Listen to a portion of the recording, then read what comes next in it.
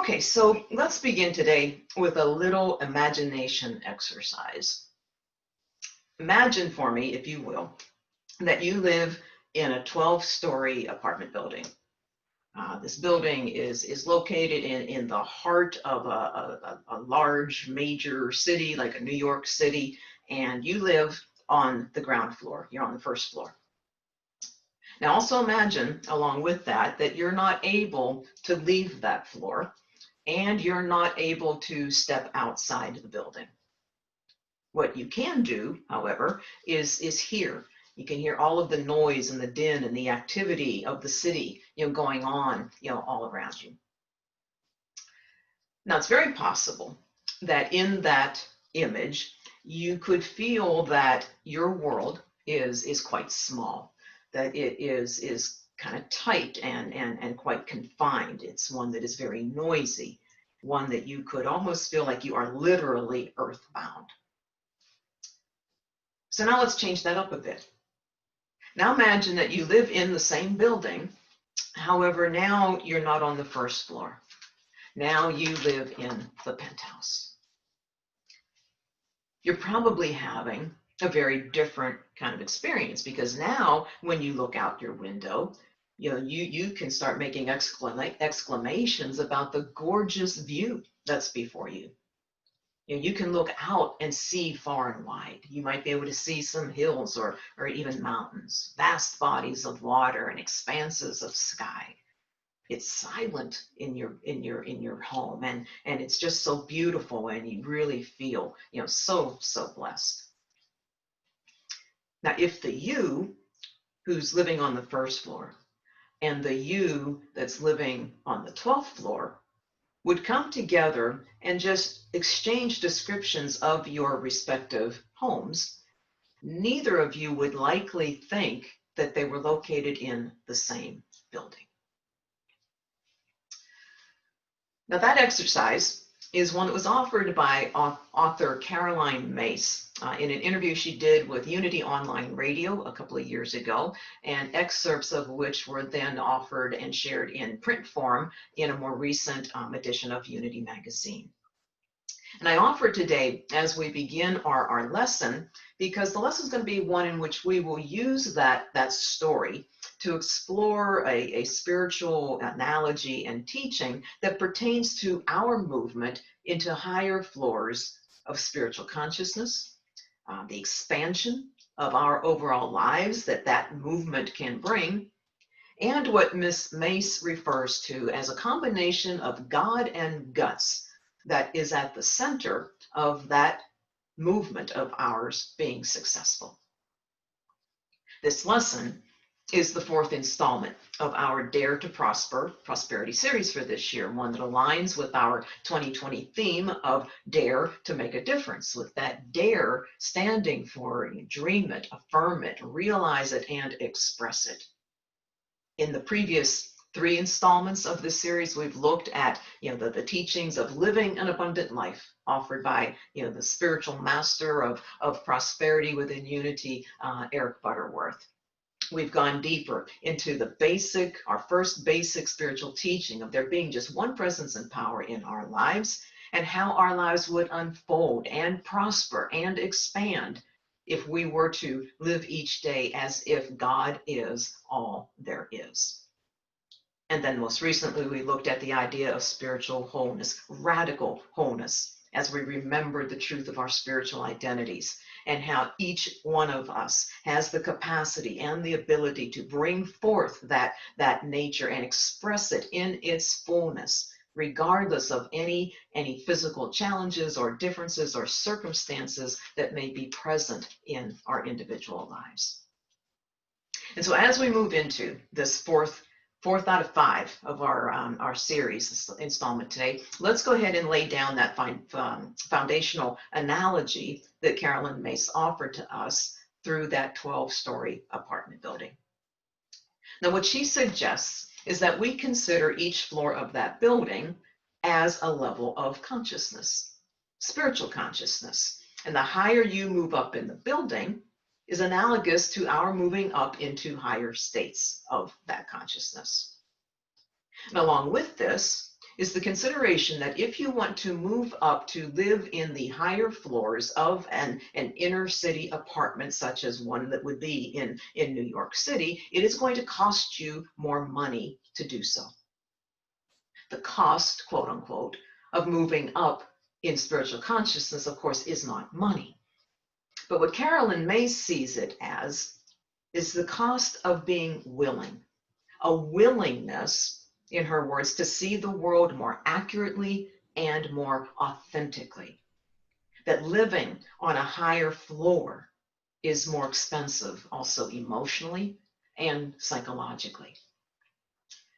And so what does all that mean? What might it look like? And so let's just start at that ground floor, the first floor. In the human experience, our human experience, the base level of our human nature is survival. It is survival. It's a world that our visceral, instinctual senses share. And the first thing we do at this level is to organize power. And Myss believes that this organization is accomplished through ritual. Now, if we think about that from a religious perspective, it's easy to see how ritual has been used to organize religions, to organize and put together what each believes about God or a higher power by whatever name it might be called. For example, there are some who believe that spirit actually needs us to perform rituals. So then our prayers would be answered. Or there are teachings that if we do this or that, then God will answer our prayers. Now, unity does not teach prayer in that form. We pray affirming wholeness, affirming abundance, affirming our heart's desires is already being done. And so in the mind of spirit, and as we pray these things and affirm them, then it's for us to think and say and do, live our lives in such a way that those affirmations are then manifested into our reality. We don't say it's wrong, but we don't necessarily teach, and if this, then that sort of bartering being necessary. But that being said, we still do have our rituals: white stone services, burning bowl ceremonies, Holy Communion, Christ candles, sand ceremonies. So what Myss is saying about ritual absolutely still applies to us.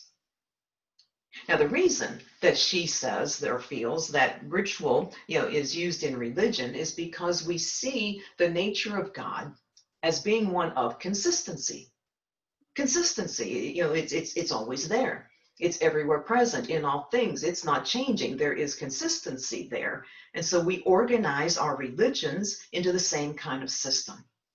And what's more consistent than practicing rituals daily, weekly, monthly, annually, seasonally, right? But it's not only religion that established ritual in order to organize power. You can see it, in just about any place. You can see it in the military. You can see it in our corporations. You can certainly see it in sports. I mean, I can't tell you how many times I've listened to sports coaches or players being interviewed, and I've heard the gospel of consistency being shared. From my kids being in sports in junior high or into high school, up through college, up into the pros. You hear how important consistency is. You hear how much a team's anticipated success is based upon being consistent. If you step inside a practice session, you will see the same drills being offered over and over and over again until those players master them. See, that's how they anticipate beating their opponent. That's how corporations anticipate meeting their financial projections. That's how militaries anticipate defeating their enemy. But what happens when you lose the game or sales fall short of your forecast or something like a 9/11 happens? See, consistency can be very good, very, very useful. But sometimes it can turn into predictability. And if it becomes predictable, then it loses that quote unquote power that it may have had. So when life begins to no longer makes sense. When life isn't turning out the way you wanted it to, the way you anticipated it to do, when ritual becomes rote, or maybe there are those who believe in certain superstitions or good luck charms and find that they've lost their meaning. When you start to feel as if there's got to be something more, there's got to be another way, there's got to be something else, you're beginning to realize that your life at this first floor level has become too small, has become too confined. You're beginning to realize that you need more than this, that you are more than this. And that's when you start looking for the nearest elevator or staircase that will lead you up to the next floor. And this desire for upward movement in consciousness, this movement to expand your view of the world and in turn expand your life, it's no longer ritual. It's no longer ritual. Myss offers that this choice for upward movement in consciousness is how you manage the nature of your power.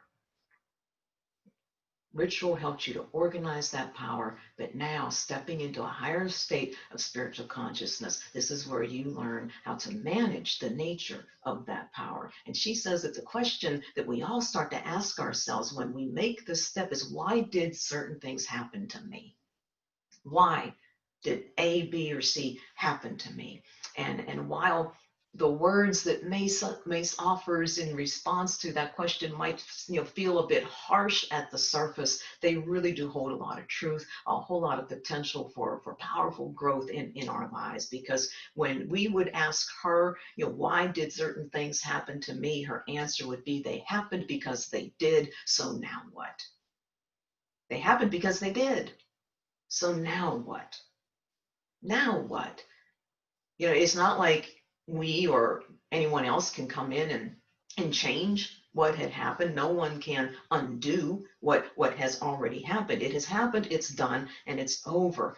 And when we start to answer the so now what, that is the beginning of a spiritual life. What begins in that step is a wonderful, new, refreshing, authentic conversation and dialogue between you and spirit in you. And granted, the time it takes for us to take that first step into the so now what, it's going to vary from one person to the next, and it will vary, from one experience to the next, because moving beyond what was, healing from whatever has happened, whatever wounds there might be, yes, it's going to take time. In fact, one of the things that Caroline Myss also found in some of her studies and research that she did prior to writing one of her books that's titled Why People Don't Heal and How They Can, is that she found that some people don't want to heal. She found that some people want to hold on tightly to what they have, to what is in their life, to what they know. And that may seem very odd to hear. But I can personally relate to it. I can attest to it, because in the early years of receiving, the diagnosis of fibromyalgia in my life, I didn't want to take any single step that I was given to help me rise above it and move through it and beyond it. I wasn't able to see past what had been, the way my life had been. I didn't have the willingness. I did not have the willingness to let go of what I had known and become comfortable with. And so I was going to know and just be comfortable with the issue that was now in my life. I wasn't willing to pay the price, to pay that added cost or higher cost of emotional and psychological cost that it would require of me to deal and to heal from what was now present. So in essence, I was sitting on my first floor telling the universe, I'm just fine here. I'm just fine in this ground floor state of consciousness. I don't want to heal. I don't want to talk about being whole and healthy and my overall well-being. I didn't want to be honest with myself or listen to anybody else trying to be honest with me. And Caroline's book was instrumental in helping me change those thoughts, change my mind, and become a willing participant in life as it was now and could be going forward once again. She once wrote, "We are not meant to stay wounded. We are supposed to move through our tragedies and challenges and help each other move through the many painful episodes of our lives. By remaining stuck in the power of our wounds, we block our own transformation. We overlook the greater gifts inherent in our wounds, the strength to overcome them, and the lessons that we're meant to receive through them. Wounds are the means through which we enter the hearts of other people. They are meant to teach us to become compassionate and wise."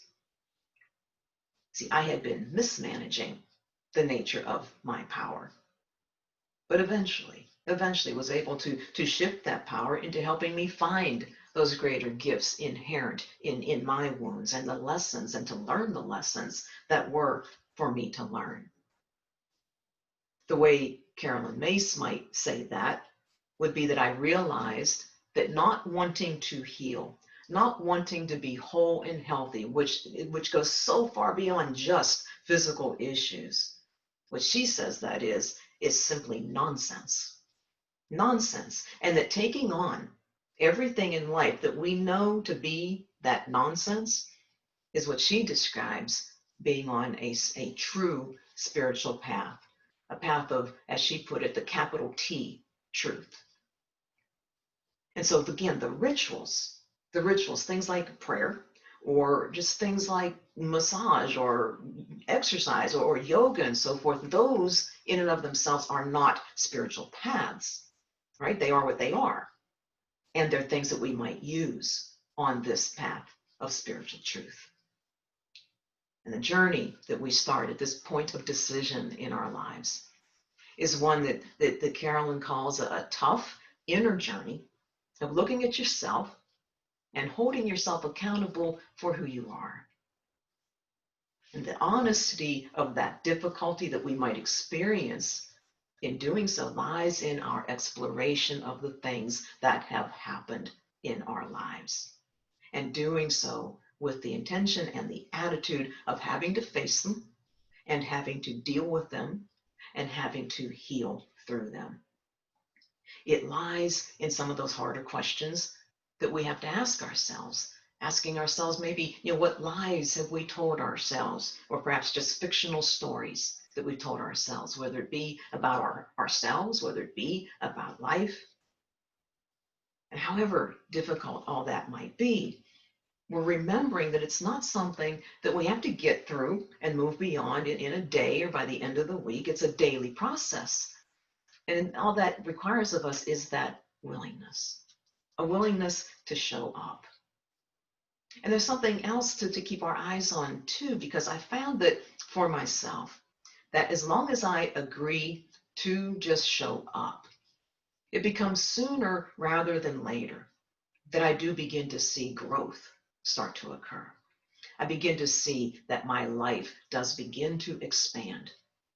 I find that more often than not, it is my authentic voice that is making itself heard, and that I choose to not settle for less, in whatever area of my life that might be present to me at that given point in time. And throughout it all, I see all of that kind of growth, all that kind of expansion as having occurred because I said yes to living on those higher floors of consciousness, which is basically saying living life in partnership with spirit. That, instead of my previous message of telling the universe that life, on my own, where I was miserable and in pain and afraid, feeling very small and very confined, not saying that was fine anymore. You see, hindsight's great, isn't it? Hindsight's wonderful. It is, seriously, one of those inherent gifts present in our wounds that we often receive after, the healing has taken place. But I can tell you that there was one thing that I knew from the very start of this particular part of my story that I've been sharing, and that is that my ability to be willing to move off that ground floor was predicated always in my overwhelming desire to just have a new, true, honest, meaningful, authentic relationship with the God of my understanding, the God of my heart. And to be honest and not boastful in any way, it took some guts to stay true to that desire and that intention.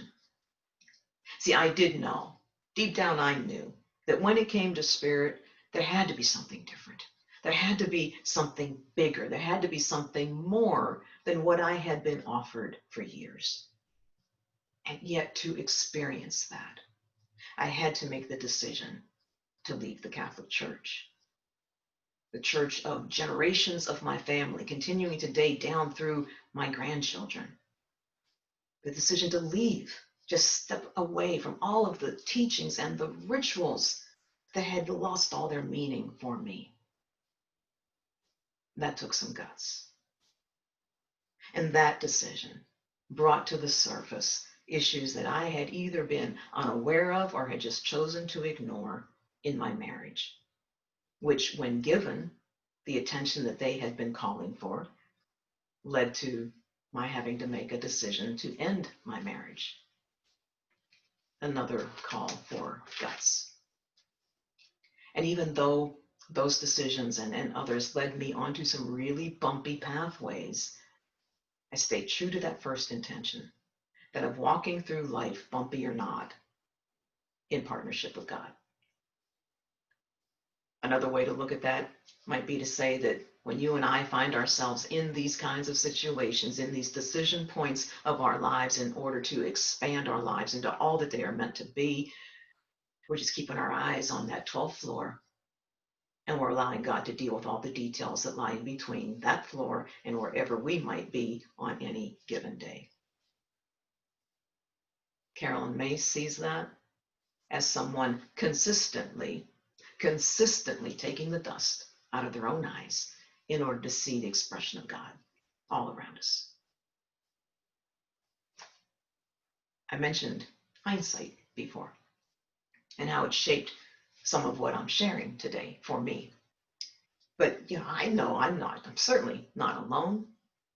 I would put a whole lot of money down right now that we all, every one of us here today, have stories of hindsight that we can share with each other. And we need to share these stories with each other. We need to share what we've gone through, what we've learned, what we've overcome, where we've arrived in order to answer that call, the one that Myss wrote about, the call to be people who help each other get through those painful episodes in our lives.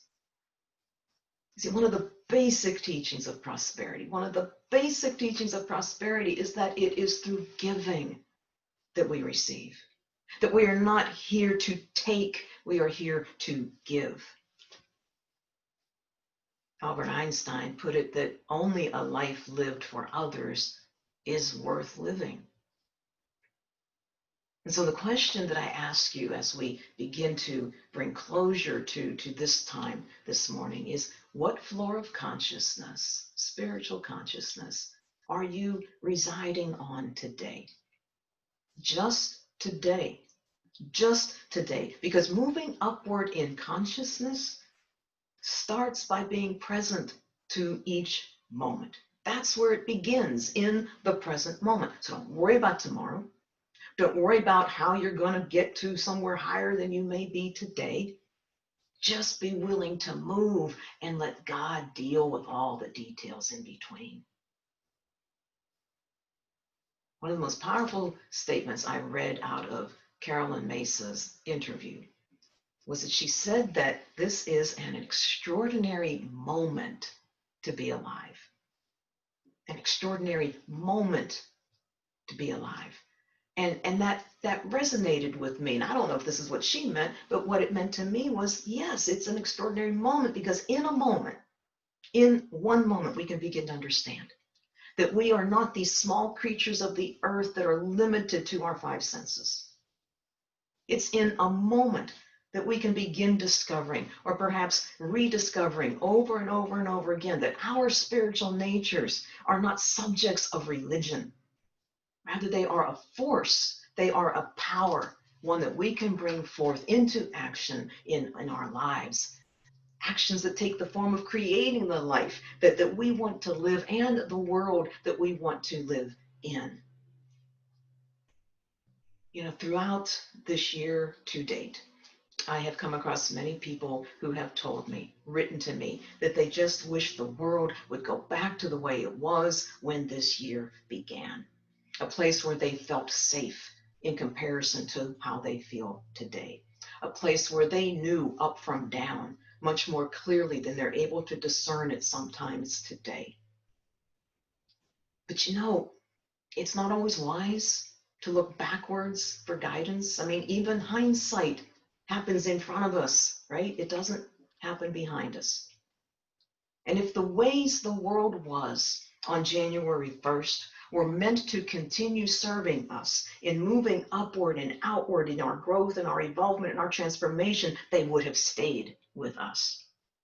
But something new is wanting to emerge, something more, something bigger, something better, something more expansive, and something more spiritually evolved. And it is in us. It's in us, in the next levels of creativity that we are to mine and then bring forth and give to others. It's in that endless capacity that we have within ourselves to heal and to feel and to offer compassion to others.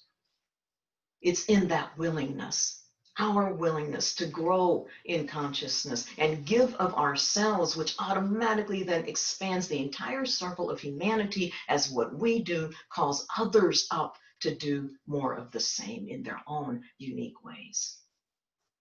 See, every single thing that every single person does matters. And every single day, Caroline Myss says that she wakes up knowing, repeating in her own mind that this is a day that she will never see again. And of course, it's the same for us.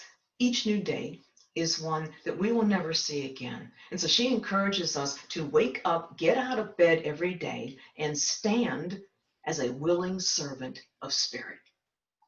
To treat that new day as one that no matter what may be happening, we take the time to engage in and listen also during that dialogue that we can have with our Trinitarian selves, spirit, soul, and body.